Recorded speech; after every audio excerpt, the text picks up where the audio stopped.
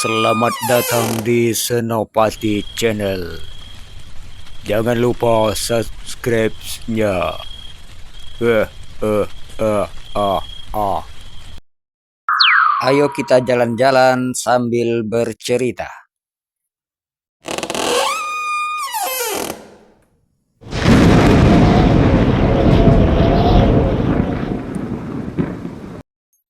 Misteri hilangnya keris bertuah Sang Depati. Depati Samsudin adalah salah seorang yang pantang tunduk kepada Belanda. Ia memimpin desa Jangga hingga lebih kurang 30 tahun lamanya. Akan tetapi sekalipun ia tidak pernah mau bernegosiasi dengan Belanda. Suatu hari, sekompi pasukan Belanda sedang melakukan kunjungan ke desa tempat tinggal Sang Depati. Para warga desa yang merasa takut terhadap kompeni itu, tentu saja mereka patuh. Hingga ada yang bersusah payah menyiapkan makanan hanya untuk melayani sang kompeni.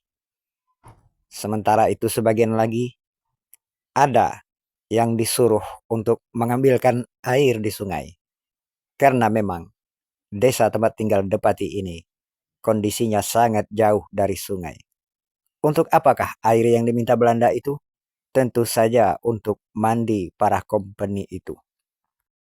Maka bersusah payahlah para warga mengambilkan air sekedar untuk mandi para kompeni.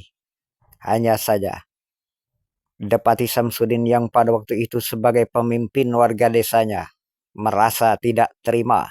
Ia marah melihat keangkuhan para penjajah itu.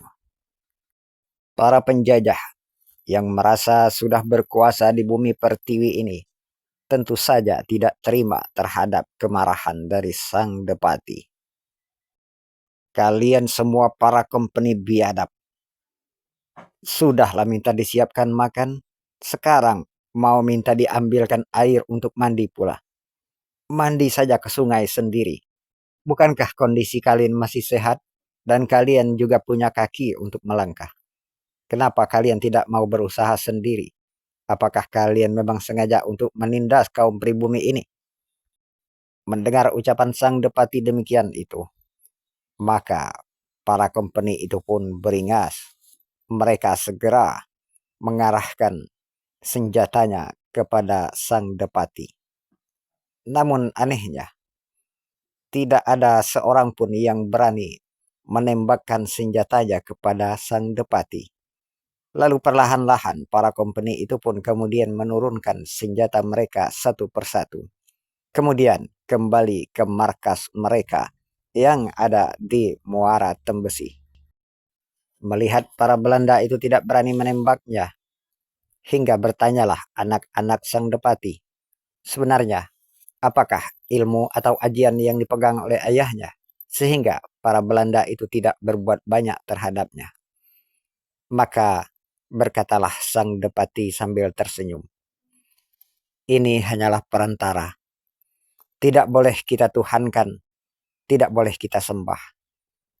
Ini merupakan pusaka yang diwariskan kepadaku oleh leluhurku dahulu. Sampai sekarang masih kurawat, kata Sang Depati sambil menunjukkan kerisnya yang berwarna putih berkilauan. Iya, itulah keris bertuah yang berbahan perak.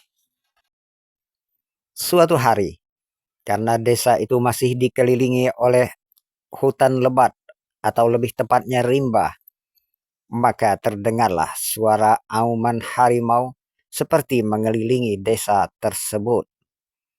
Maka sebagai pimpinan di desa itu, Sang Depati pun segera bergerak mencari sang harimau agar tidak menimbulkan korban bagi warganya. Akhirnya, maka bertemulah Sang Depati dengan harimau atau si Raja Rimba itu. Melihat kehadiran Sang Depati, maka harimau itu pun segera mengaum dan mengambil ancang-ancang hendak menerkam. Namun lagi-lagi keanehan segera terjadi. Ternyata harimau itu justru duduk bersimpuh di depan sang Depati. Maka Depati berkata kepada harimau itu, "Kalau mau tinggal di hutan ini silahkan saja. Akan tetapi tolonglah jangan ganggu warga desaku ini. Karena mereka sedang hidup payah dalam penjajahan. Mau makan pun susah. Janganlah mereka kau bantai satu persatu." Maka harimau itu pun seperti mengerti apa yang diucapkan sang Depati. Lalu binatang itu pun pergi meninggalkan sang Depati. Syukurlah tidak ada korban dari harimau itu. Di antara keunikan keris bertuah sang Depati lainnya, ia itu bisa menundukkan hati seseorang yang sombong. Sudah beberapa kali beliau menundukkan wanita-wanita angkuh. Akan tetapi hanya sekedar untuk memberikan pelajaran saja agar mereka segera sadar, bukan untuk mempermainkan. Hingga penjajahan berakhir di bumi pertiwi ini, satu kali pun belum pernah sang Depati mau tunduk kepada para company. Begitu pula, hingga negeri ini merdeka, kaum Belanda pun tidak bisa menangkap Depati hingga akhir hayatnya. Tapi sangat disayangkan, keris bertuah itu ternyata telah hilang entah kemana. Di waktu-waktu tertentu keris itu sering muncul di bekas perumahan sang Depati, meskipun masih siang hari. Pada intinya, kekuatan pusaka ataupun lainnya bukanlah muncul dengan sendirinya, akan tetapi semua itu adalah atas izin Allah Subhanahu wa Ta'ala. Terima kasih.